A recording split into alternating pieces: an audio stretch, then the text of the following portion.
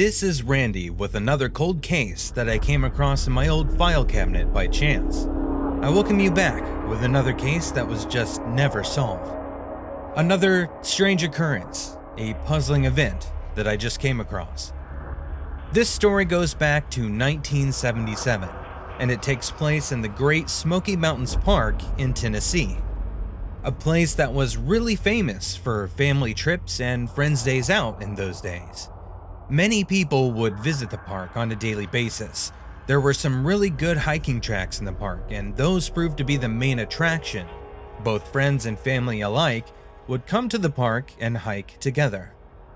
The park was also used as a camping site, especially on the weekends, so it was a busy visiting spot all in all. And that is how our story got started. All these years ago, and all the way in the Great Smoky Mountains Park in Tennessee. We have 3 adults in this story, the main characters. All 3 of them grew up together. 2 of them were brothers, and the third one was their dear friend. They used to live in the same neighborhood and go to the same school when they were kids. That was how their friendship was born. Terry was the oldest out of the crew, and the other was his brother Stan. And then there was their friend Bobby. All of them made a very, very close-knit trio who used to spend all of their time together when they were younger, both in school and outside of school. But as time changed, things also started to change with it. Bobby's family moved him upstate to New York. A high-class place for a high-class lad was what they had in mind for him, and they delivered those thoughts. But that proved to be a difficult decision for the boys. They wanted to keep living nearby each other and just keep having fun. But alas, that was not meant to be. Bobby moved to New York and started another life there. But before he left and they all got separated, they decided to make a pact with each other. They promised to keep in touch, call, and listen to each other. They also promised to go camping or hiking together once they were all grown up and had time to spare. Then, they went on with their lives.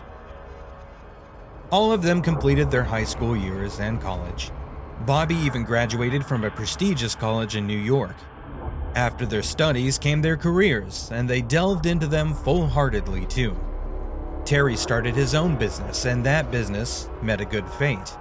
It was pretty successful. He had a transportation system set up. Stan had gone into the armed forces. As a soldier after leaving the army, he was now running a small security company. That was going really good for him as well. It gave him plenty of free time, and he was a sucker for that. He usually spent his time partaking in adventures and admiring different aspects that nature had to offer. He loved the life he was living, the life he had made for himself by himself. And then there was Bobby, their friend. After completing his high school years, he graduated from college in New York, as I said, and after such a valuable degree, he had secured himself an amazing high-paying job, and now he had just officially retired after working for decades in commercial real estate. And with all these changes that life had brought them, their promise to each other stayed strong. Even now, after several decades, they were still the best of friends, and they had still met up with each other rather frequently. Over the years, their meetups had taken different forms. They used to meet up for barbecues in the backyards, picnics with their families, even just simple dinners and lunches every now and then. Now they would meet up with each other during the late summer for a week-long camping trip. It had taken some time for them to reach this arrangement, something that worked for all of them. Stan was the biggest junkie for these trips. He lived just an hour away from their usual camping site, Mountain Park, Tennessee, so he knew his way around the area very well. He went to the hiking trail frequently, even on his own, and sometimes he would even take part in deer hunting. So he would always be the one who chose the place and site for their camp and the trail. Terry would take his time seriously whenever camping with the fellas. He would make all the travel plans by the hour whenever they went on any kind of trip. He was just the same when they used to meet up for other things earlier in their lives. He would always be in charge of their trip itinerary. Their friend Bobby, who grew up in the city, was never into camping since his family moved him to upstate New York, but once a year he would give in because it meant a week with his friends and a week away from his busy day-to-day life in the hustle and bustle of the city. Our story starts when they set off for their yearly trip in the year 1977. They were well prepared and in very high spirits for the trip. They had all reached the area in the early hours of the morning. Stan had a truck just for these trips, so all of them piled themselves and their things in and set off to look for the camping place together. However, even after 4 hours into the trip to the campground, they couldn't find a good place to set their camp up. They had come across a few good areas, but Stan felt like there were already too many people camping out on the rented campgrounds, so he thought it wouldn't be very fun or private to set their camp up amongst all those other campers. And as we have come to understand, he was also an adventure seeker, so the rented, safer areas might not have been to his calling. He must have been looking for a more thrilling adventure. So Stan encouraged his brother and Bobby to take a back route to a more unexplored part of the park. Stan explained to them how he had come across the hidden trail when he went out deer hunting last year, so all of them decided to check it out and see how it would go. They might find a good spot that might even prove permanent for their yearly trips. So they took the detour and went over to look for the new site to set up their camp. The area looked to be very secluded and unexplored. It screamed that not many people had wandered there in the past. The trees were much thicker than the other trails, and the grass there was very overgrown too. There was a lack of any clear roads once they arrived, so the drive in was looking very difficult, but they still soldiered on. If it was this much of an unexplored area, they had definitely found something new, some place that they could explore all by themselves. But the farther they went into the forest, the harder it became for them to drive through all the thick grass. Furthermore, the ground became very bumpy and they kept getting stuck. Eventually, the truck had gotten itself stuck in a very deep ditch, and they had to get out and push, removing the meter-long buses around it to get it out. The exceptionally tall shrubs there had proven to be a very big hindrance. It had taken them about 2 hours to finally get out of the ditch. By that time, it was already late afternoon. They had been looking for a campsite since the early morning, and even after an entire day, they hadn't found one. At least, not any they actually liked. Now they were moving forward at the speed of a snail with their vehicle. So Terry proposed that they should take another approach for the rest of their journey. He encouraged Stan to pull over and they could just foot the rest of the way into the woods. So they pulled over, picked up the rest of their luggage, and marched on into the forest. They trekked for about another hour before they found an acceptable place to set up camp. It was quite far into the woods and was a relatively cleaner area. It also wasn't very overrun with shrubs, so it only took them a little time to clear it fully. By the time they were done, the sun had already started to go down. They needed to work quickly if they were going to settle down before nightfall, so Stan started to work on setting up their big tent as Terry and Bobby set out to the woods. They needed to find some good firewood for the night and to cook the food. They also wanted to get a look at the surroundings of their camp and see if there was anything amiss around them. They made quick work of their respective jobs, and by the time night fell, they were done. Their camp had been set up, and their fire was in full bloom. The next order of business was to get some food in their stomachs, and for that, Terry and Stan pulled out some chicken and baked beans for the campfire. Bobby pulled out a 24-pack of beer out of his icebox, and they were good to go. They heated the food over the fire and began eating at last. They enjoyed the spoils of their efforts for a while, just eating and talking and resting in front of the fire, right beside their camp. The night was closing in, and the shadows were forming over the hillside of their camp. They could also see the shadows the fire was making around them. It was just as much a picturesque scenery as it was a calming sight. So they took a picture of themselves to commemorate their trip. That picture would later tell the story and the secrets hidden behind the unfortunate accident that happened to them. Hours had already passed by the time they were finally done eating and talking and even walking around a bit. By the time they were ready to retire for the night, it was much past midnight.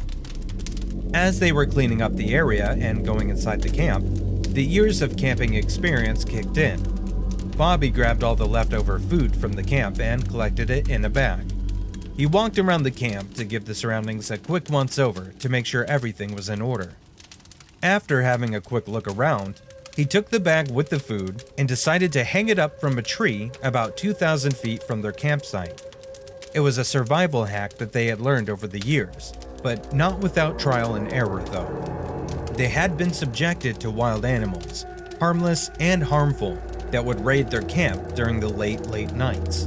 They would attack their abode when they would all be fast asleep and take away the leftover food from their camp. And sometimes they would not stop at that and would even attack their camp and them. They would become attracted to the camp because of the smell of food, and sometimes the hungrier animals would want more than the leftovers and would end up attacking the rest of the things in their camp, boars being the most often culprits. They still had scars from the cuts and scratches these scuffles had ended up imprinting on their bodies. So, over the years, tying the leftover food away from their camp had become a standard practice for them. It helped to keep the wild animals away. As the three men turned in for the night and started to fall asleep, just 400 feet away from their camp, a wild grizzly bear slowly stood up on its front legs and began to sniff the blowing winds. It was going to be an interesting night, and a very long one too. After some time into the night, Terry walked out of the tent and grabbed the toilet paper. He needed to take care of that business urgently, so he made his way back into the thick woods. After he was done, Terry started to make his way back to the camp. The grizzly bear was right behind him.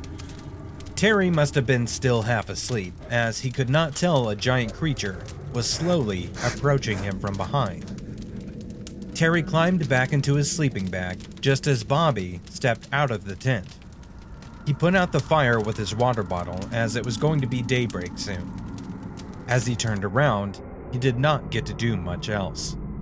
He froze in his spot, suddenly scared as he was watching a large bear sniffing the tree where he had placed the bag of food scraps.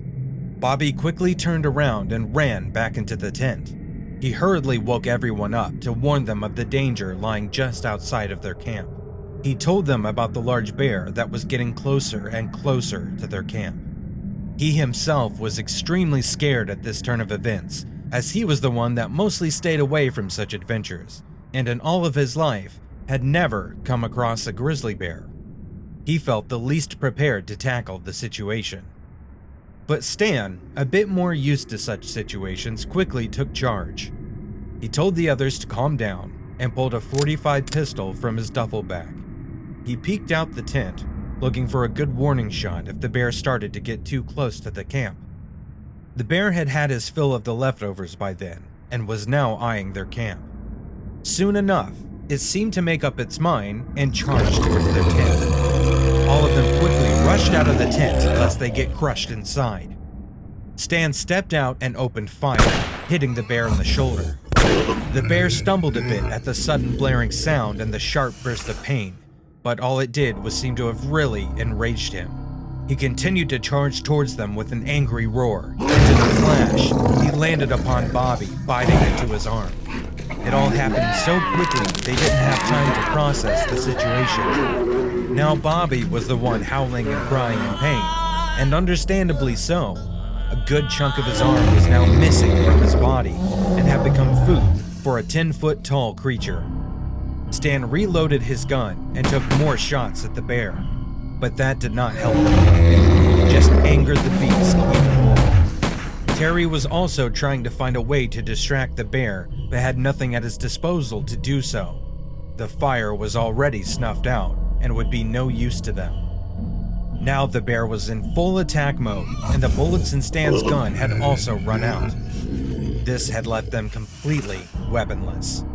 Stan grabbed a nearby branch to offer himself even a little bit of protection, just as Terry had been doing previously, but it did nothing to deter the bear. Bobby was still lying down, quite close to the bear, crying and whimpering in pain and fear. Stan hit the bear in the eyes with the branch he was holding, then grabbed a hold of Bobby and they started running into the forest. The bear gave chase and went on to hunt them both down, leaving Terry alone. Terry wandered miles deeper into the woods, with no food or any access to water. He had no idea where he was or how to get out. As we finish off this story, we all know that the authorities came across Stan's truck, but the three of them were never heard from again. The picture that was mentioned in the story earlier was found in their scattered belongings weeks later. A picture that showed three men enjoying themselves in the outdoors, with the outline of a huge animal in the background. An animal that was shrouded in a darkness that was later cast upon them.